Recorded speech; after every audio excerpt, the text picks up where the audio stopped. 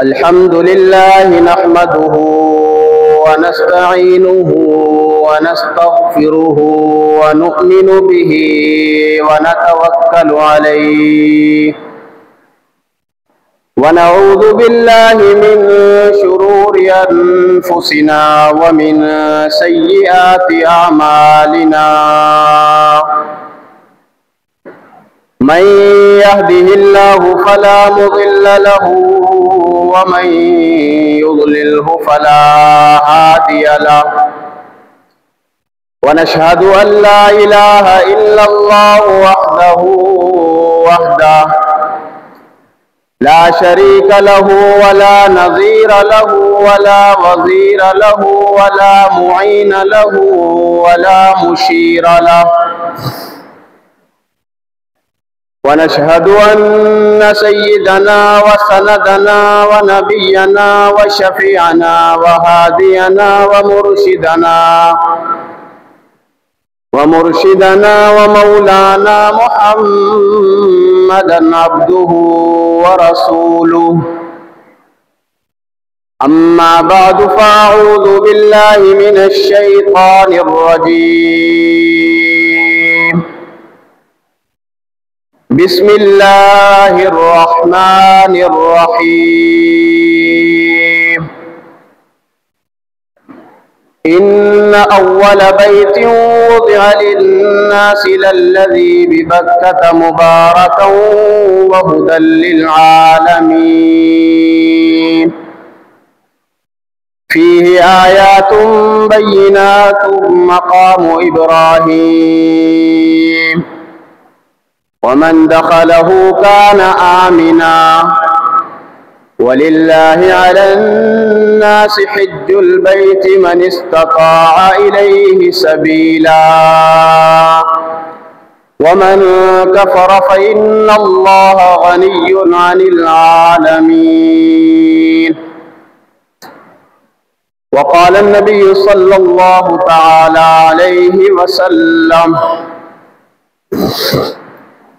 لا تزال هذه الأمة بخير ما عظموه هذه الحرمة حق تعظيمها فإذا ضيعوا ذلك هلكوا أو كما قال عليه الصلاة والسلام صدق الله مولانا العلي العظيم وصدق رسوله النبي الأمي الهاشمي المدني الكريم ونحن على ذلك لمن الشاهدين والشاكرين والحمد لله رب العالمين يا رب صل وسلم دائما أبدا على حبيبك خير الخلق كلهم هو الحبيب الذي ترجى شفاعته لكل هول من الأهوال مقتحم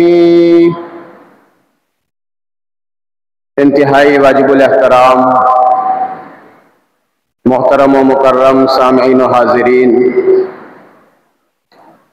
حج کے مہینے چل رہے ہیں۔ شوال، ذوالقعدہ اور ذوالحج، یہ 3 مہینے حج کے مہینے کہلاتے ہیں، اور بہت سارے ایسے خوش نصیب افراد جنہیں اللہ رب العالمین نے حج کی سعادت نصیب فرمائی، وہ اس سال حج کی تیاریوں میں مصروف ہیں۔ دعا ہے اللہ رب العالمین انہیں بھی اور ہم سب کو حج مقبول اور حج مبرور کی سعادت نصیب فرمائے۔ میں حج کی اہمیت اور فضائل و مسائل سے پہلے ان مقدس مقامات کی اہمیت بیان کرنا چاہتا ہوں کہ جہاں پر یہ حج جیسا فریضہ ادا کیا جاتا ہے، حرمین شریفین۔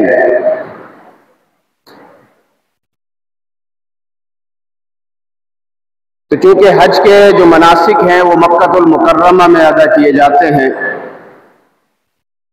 تو انشاءاللہ آپ حضرات کے سامنے مکہ مکرمہ اور کعبۃ اللہ کی فضیلت بیان کروں گا۔ دعا ہے اللہ رب العالمین مجھے حق اور سچ کہنے کی توفیق نصیب فرمائے۔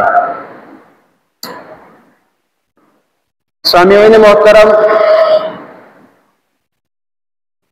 مکہ مکرمہ وہ مقدس، مطہر، منور، معطر، مکرم، مشرف شہر ہے کہ حضرت عدی بن حمارہ رضی اللہ تعالیٰ عنہ فرماتے ہیں، جب رسول اللہ صلی اللہ علیہ وسلم مکہ سے ہجرت فرما کر مدینہ المنورہ تشریف لے جا رہے تھے تو آپ نے مقام حضورہ پر کھڑے ہو کر مکہ المکرمہ کو مخاطب کر کے فرمایا، واللہ انک لخیر ارض اللہ، کہ اے مکہ مکرمہ تو اللہ کی زمین میں سب سے بہتر اور پاکیزہ سرزمین ہے، وَأَحَبُّ أَرْضِ اللَّهِ إِلَى اللَّهِ، اور اللہ کے نزدیک سب سے زیادہ محبوب شہر ہے۔ فرمایا لولا انی اخرجونی منکی ما خرجت، کہ اگر تیری قوم والے مجھے یہاں سے نہ نکالتے تو مکہ میں تجھے کبھی بھی چھوڑ کر یہاں سے نہ جاتا۔ یہی وہ مقدس شہر ہے کہ جو امام الانبیاء صلی اللہ علیہ وسلم کے جد امجد حضرت اسماعیل علیہ السلام کا مسکن ہے۔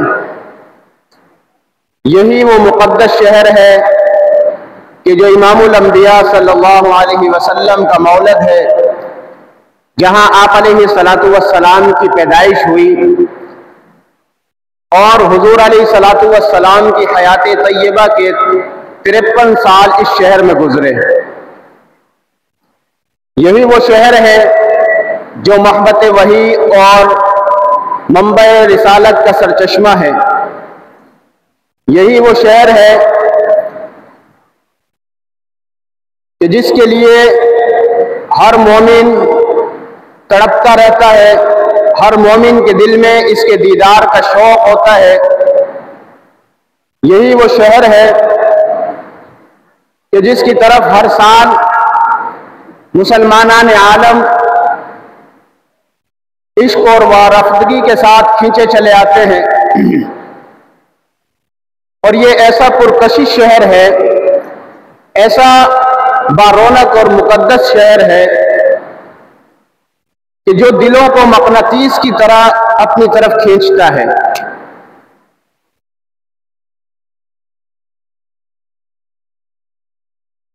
تو یہ وہ مقدس شہر کہ جس کے بارے میں آپ صلی اللہ علیہ وسلم نے ارشاد فرمایا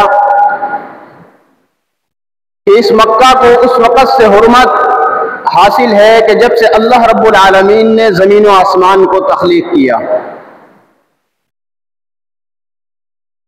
فرمایا کہ یہاں کا کانٹا، یہاں کا کوئی پھول پودا وہ بھی نہ کاٹا جائے، یہاں کسی شکار کا شکار نہ کیا جائے۔ فرمایا یہاں قتل و قتال نہ کیا جائے، یہاں قتل و قتال کرنا بھی حرام۔ جہاد فی سبیل اللہ جیسا اہم فریضہ بھی مکہ المکرمہ کے اندر منع ہے۔ آپ صلی اللہ علیہ وسلم نے فرمایا صرف 8 ہجری میں جو ہے ایک مخصوص گھڑی کے لیے اللہ نے میرے لیے قتال کو یہاں حلال کیا تھا، اس کے بعد پھر قیامت تک کے لیے اللہ نے یہاں قتل و قتال حرام فرما دیا ہے۔ تو یہ وہ حرمت والا اور عظمت والا شہر ہے جو سارا کا سارا ادب والا اور عزت والا شہر ہے۔ 127 کلومیٹر جو رقبہ ہے وہ حدود حرم کہلاتا ہے، کل رقبہ تقریباً 550 کلومیٹر ہے۔ یہی وہ شہر ہے کہ یہ مسجد حرام میں ایک نماز پڑھنے کا ثواب 1 لاکھ نماز پڑھنے کے برابر ہے۔ اس شہر کو عظمت اور اہمیت کیوں حاصل ہوئی؟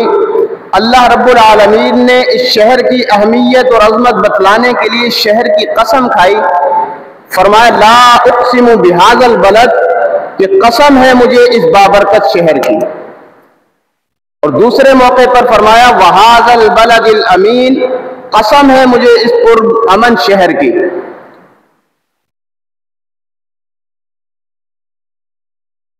تو اس کی وجہ یہ ہے کہ اللہ رب العالمین ارشاد فرماتے ہیں ان اول بیت وضع للناس للذی ببکۃ مبارکا وہدی للعالمین۔ اس شہر کی حرمت، عظمت اور فضیلت کی وجہ یہ ہے کہ یہاں پر اللہ کا وہ گھر موجود ہے کہ جو دنیا میں سب سے پہلا گھر لوگوں کے لیے عبادت کے لیے بنایا گیا۔ ان اول بیت وضع للناس، وہ پہلا گھر جو لوگوں کے لیے بنایا گیا، عبادت کے لیے بنایا گیا، للذی ببکۃ مبارکہ، اس مکہ شہر میں ہے جو بڑا بابرکت شہر ہے، اور ہدی للعالمین، تمام لوگوں کی ہدایت کا مرکز ہے۔ فیہ آیات بینات، اور اس میں لوگوں کے لیے نشانیاں ہیں۔ مقام ابراہیم، مقام ابراہیم یہ اللہ کی طرف سے نشانی ہے۔ ومن دخلہ کان آمنا، اور جو اس شہر میں داخل ہو گیا وہ امن والا ہو گیا، اسے امن حاصل ہو گیا۔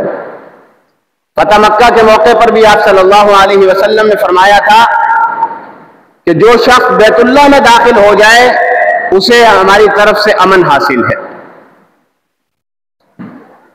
لیکن کچھ لوگ وہ تھے کہ جنہیں آپ صلی اللہ علیہ وسلم نے فرمایا کہ اگر وہ غلاف کعبہ میں بھی چھپ جائیں تب بھی جو ہے انہیں چھوڑا نہ جائے بلکہ قتل کر دیا جائے۔ وہ کون لوگ تھے؟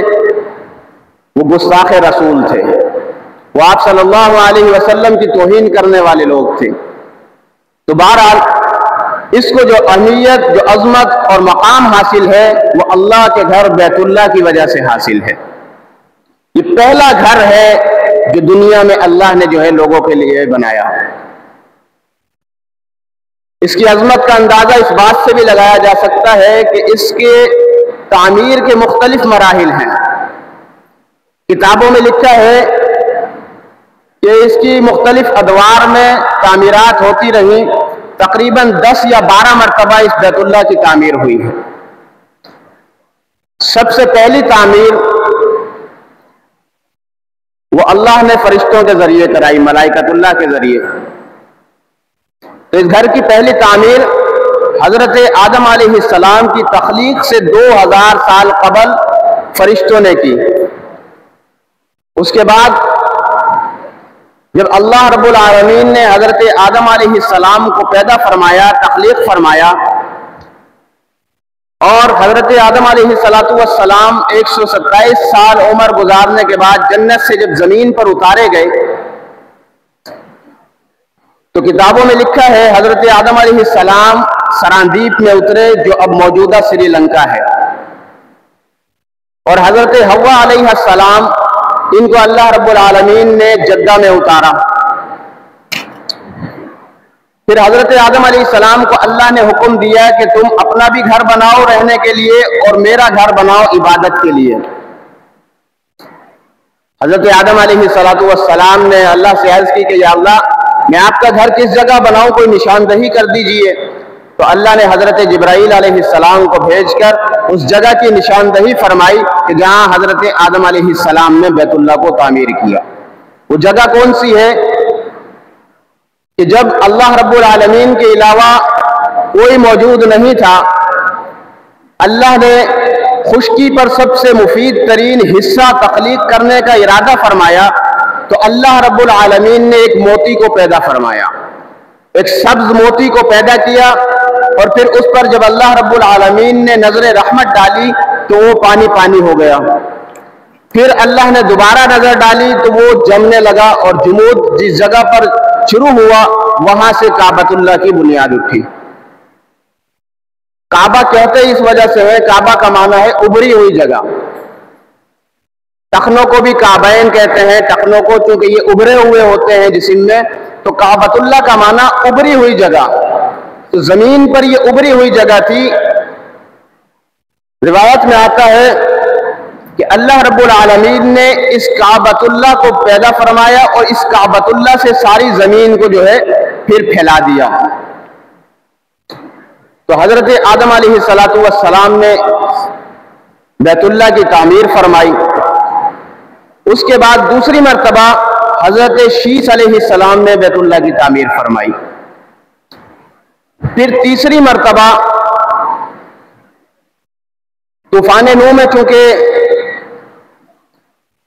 اس کا نقشہ مٹ چکا تھا، آثار مٹ گئے تھے، تو تیسری مرتبہ جب حضرت ابراہیم علیہ السلام کو اللہ نے حکم دیا کہ بیت اللہ کی تعمیر کرو، تو حضرت ابراہیم علیہ السلام کے لیے اللہ نے نشاندہی فرما دی اور وہ بنیادیں جو ہے وہ نظر آنے لگی۔ وہاں پر حضرت ابراہیم علیہ السلام نے اپنے بیٹے حضرت اسماعیل علیہ السلام کو لے کر بیت اللہ کو تعمیر کیا، جس کا نقشہ قرآن مجید میں اس طرح اللہ رب العالمین نے کھینچا کہ وَإِذْ يَرْفَعُ إِبْرَاهِيمُ الْقَوَاعِدَ مِنَ الْبَيْتِ وَإِسْمَاعِيلُ، کہ اس وقت کو یاد کرو کہ جب ابراہیم اپنے بیٹے اسماعیل کے ساتھ بیت اللہ کی دیواروں کو اٹھا رہے تھے۔ قواعد کہتے ہیں دیوار کے اوپر دیوار رکھنا، بلاک کے اوپر بلاک رکھنا، اینٹ کے اوپر اینٹ رکھنا، جیسے ہم کہتے ہیں ردے پہ ردہ، تو قواعد کا معنی ہے ردے رکھنا۔ فرمایا وَإِذْ يَرْفَعُ إِبْرَاهِيمُ الْقَوَاعِدَ مِنَ الْبَيْتِ وَإِسْمَاعِيلُ، کہ اس وقت کو یاد کرو کہ جب ابراہیم علیہ السلام اپنے بیٹے اسماعیل کے ساتھ بیت اللہ کی تعمیر فرما رہے تھے اور ان کا دل جو ہے، ان کے ہاتھ اگر بیت اللہ کی تعمیر میں مشغول تھے تو ان کے دل ذکر اللہ میں مشغول تھے۔ وہ تعمیر بھی کرتے جا رہے تھے اور تعمیر کے ساتھ ساتھ اللہ کا ذکر کر رہے تھے اور کہہ رہے تھے کہ ربا ہم نے اس کو تعمیر تو کر دیا ہے، اس میں ہمارا کمال کوئی نہیں ہے، ربنا تقبل منا، کہ اللہ ایک نیک کام ہم نے کر دیا ہے، نیکی کا کام ہم نے کر دیا ہے، اب اس کو ہم سے قبول تو فرما لے۔ ربنا تقبل منا انک انت السمیع العلیم، کہ اللہ بے شک آپ سننے والے بھی ہیں، جاننے والے بھی ہیں۔ اور پھر حضرت ابراہیم علیہ السلام نے بیت اللہ کی تعمیر مکمل فرمائی اور پھر یہی دعا بھی فرمائی اور آگے ایک اور دعا مانگی کہ ربنا وابعث فیہم رسولا، کہ اللہ میں نے تیرا گھر بیت اللہ تو تعمیر کر دیا، بیت اللہ تو بنا دیا، لیکن اب اس بیت اللہ کے لیے ایک رسول اللہ کی ضرورت ہے، بیت اللہ کے لیے رسول اللہ کی ضرورت ہے، تو اللہ جو تو آخری رسول بھیجے گا، ربنا وابعث فیہم رسولا، اے اللہ وہ آخری رسول جو ہے میری اولاد میں سے بھیجنا۔ اور پھر اللہ نے حضرت ابراہیم علیہ السلام کی دعا کو قبول فرمایا اور آپ صلی اللہ علیہ وسلم کو حضرت اسماعیل علیہ السلام کی اولاد میں سے پیدا فرمایا۔ پھر حضرت ابراہیم علیہ السلام کی تعمیر کے بعد عمالقہ نے اس کی تعمیر کی۔ یہ دو قبیلے تھے عرب کے، ایک عمالقہ اور ایک جرہم۔ عمالقہ کی تعمیر کے بعد قبیلہ جرہم جو حضرت اسماعیل علیہ السلام کا سسرال ہے، انہوں نے اس کی تعمیر کی۔ پھر اس کے بعد قصی بن کلاب، یہ آپ صلی اللہ علیہ وسلم کے چوتھے جد امجد ہیں، پھر قصی بن کلاب نے بیت اللہ کی تعمیر کی، اور قصی بن کلاب کے بعد پھر قریش مکہ نے تعمیر کی، کہ جس میں آپ صلی اللہ علیہ وسلم نے بھی بنفس نفیس شرکت فرمائی۔ قریش مکہ کے سردار نے اعلان کیا کہ بھئی سارے لوگ اپنا اپنا مال جمع کراؤ، آگ لگنے کی وجہ سے یا سیلاب کی وجہ سے چونکہ مکہ المکرمہ جو ہے وہ منہدم ہو چکا تھا، تو قریش مکہ نے تعمیر کا ارادہ کیا اور اعلان کر دیا کہ سب لوگ اپنا اپنا حلال مال جمع کراؤ، بیت اللہ میں حرام مال نہیں لگے گا۔ مشرکین ہیں، ایمان نہیں ہے، لیکن ان کو بھی پتا ہے اللہ کے گھر میں حلال مال لگے گا، حرام مال نہیں لگے گا۔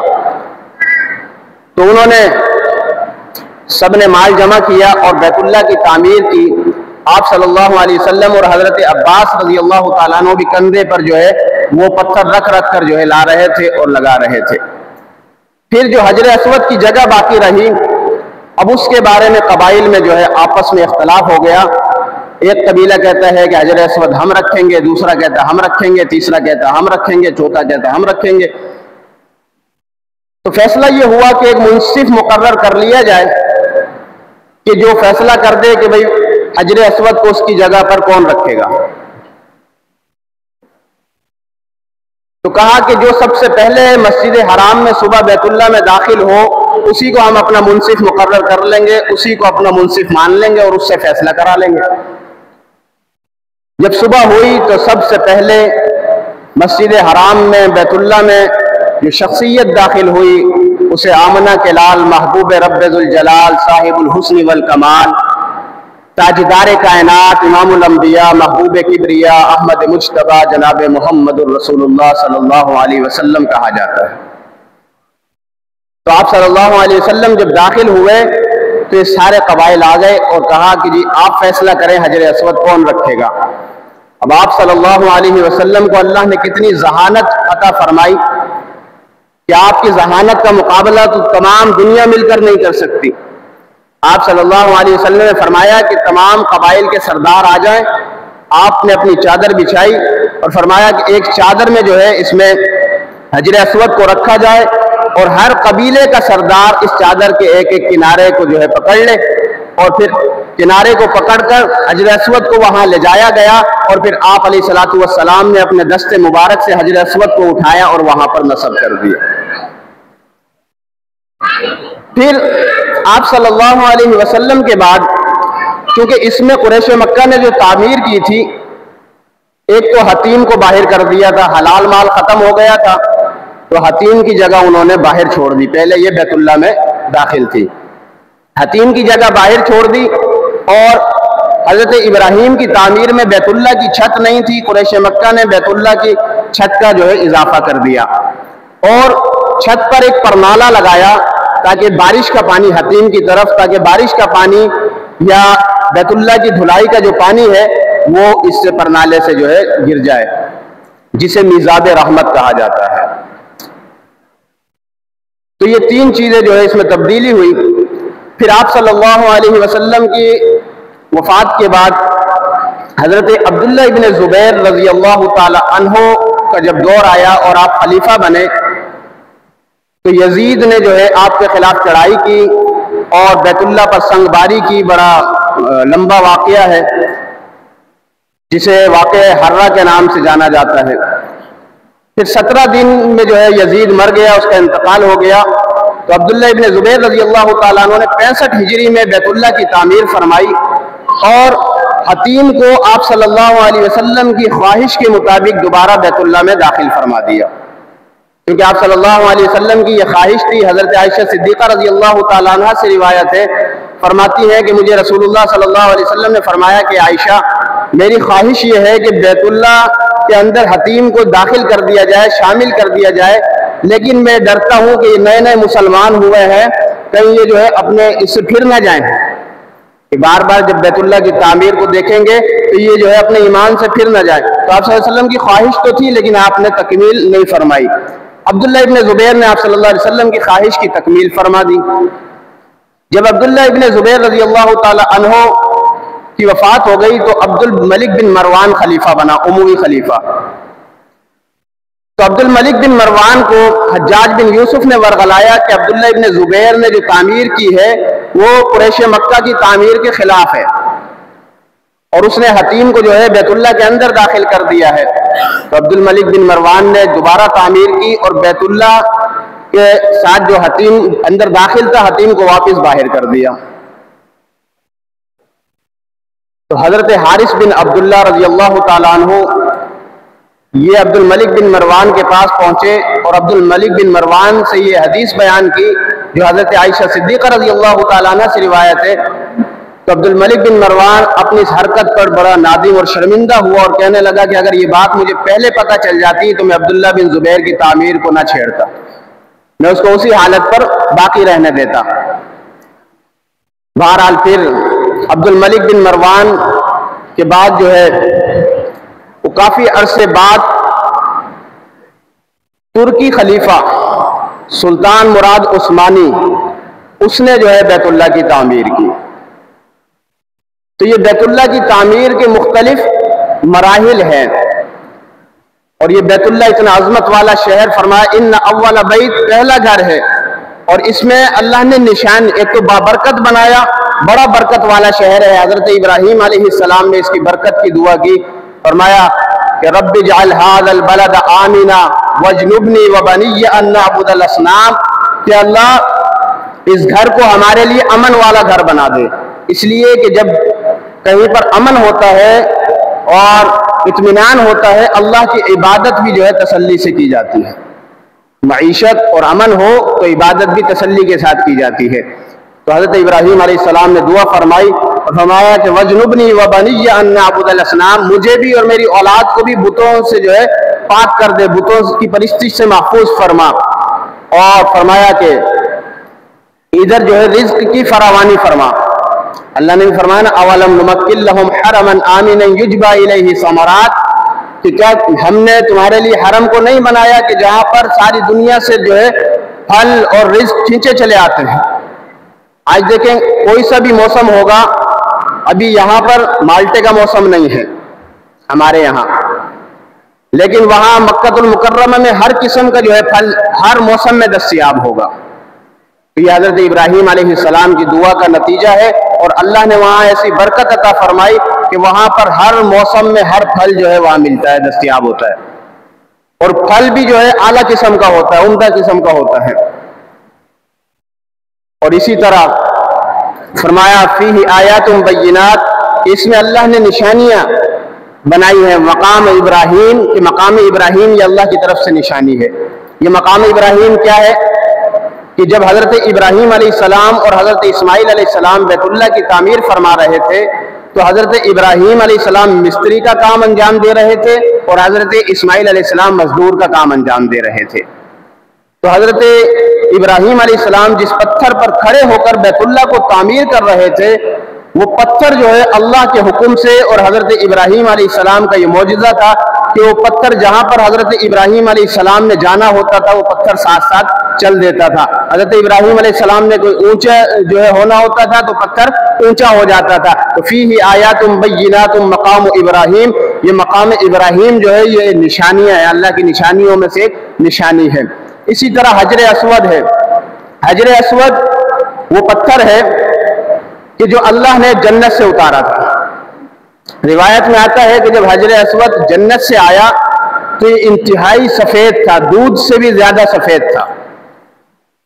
پھر یہ حجر اسود کیسے ہوا؟ لوگوں کے گناہوں کی وجہ سے، لوگوں کے گناہوں کی وجہ سے یہ سیاہ پڑ گیا، اسی لیے اسود کہا جاتا ہے۔ اسود کا معنی ہوتا ہے بہت زیادہ کالا، حجر پتھر، اسود کا معنی بہت زیادہ کالا، حجر اسود۔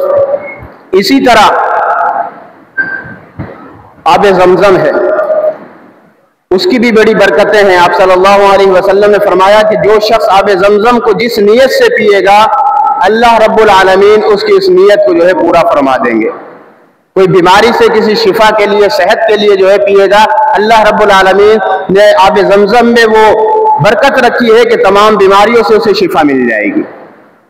اور آپ صلی اللہ علیہ وسلم نے فرمایا کہ یہ آب زمزم جو ہے یہ پانی کا پانی ہے اور کھانے کا کھانا ہے۔